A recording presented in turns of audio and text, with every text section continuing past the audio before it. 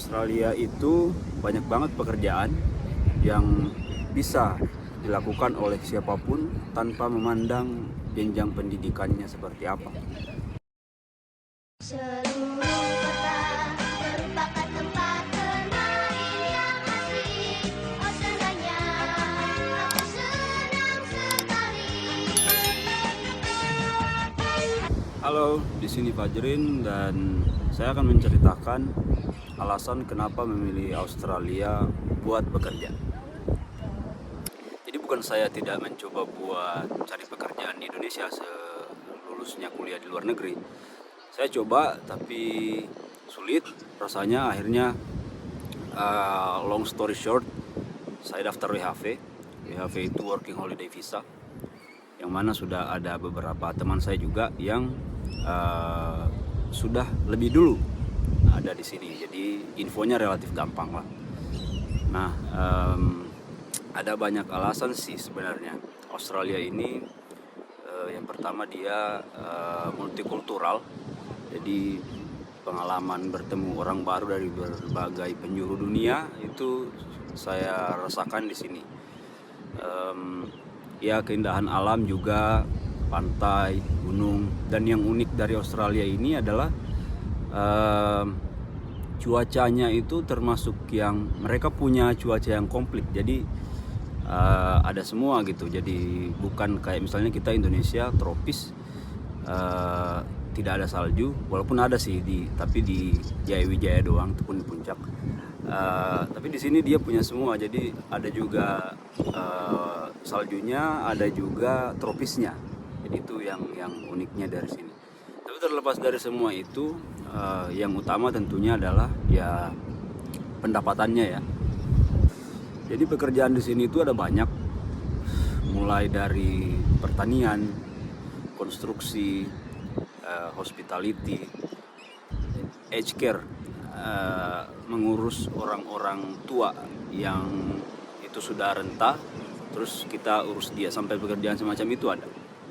Ya di restoran juga semacam mulai dari chef sampai cuci piring, dan semua pekerjaan itu bisa dilakukan oleh siapa saja. Jadi mereka benar-benar sederhananya butuh pekerja, makanya mereka buka yang namanya Work and Holiday Visa, diperuntukkan buat hampir semua negara di dunia. Hampir ya, tidak semua, tapi ada banyak negara sampai ke Eropa sana. Jadi di sini orang-orang dari negara maju, sebut saja Amerika, Kanada, Inggris, itu datang ke sini buat bekerja. Walaupun tujuan datang ke Australia bekerjanya itu motivasinya beda-beda.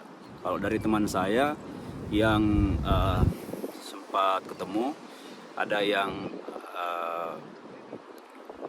menabung di sini, bekerja, menabung, terus habis itu keliling dunia. Jadi ada berbagai macam alasan. Nah, untuk mendapatkan Work and Holiday Visa sendiri itu ada beberapa persyaratan sih. Terutama itu yang pertama bahasa Inggris. Jadi harus ambil sertifikat IELTS yang mana skornya itu mesti 4,5. Terus juga jenjang pendidikan, ya S1 ada ijazahnya dan transkripnya, terus paspor. Nanti segala macam persyaratannya itu dikirim ke Ditjen Imigrasi. Terus kalau sudah dapat surat dukungan untuk Work and Holiday Visa dari Ditjen Imigrasi, maka baru boleh meng-apply buat visa ke Australia. Mungkin selengkapnya mengenai Work and Holiday Visa sendiri, bagaimana cara dapatnya, saya akan bahas di video yang lain.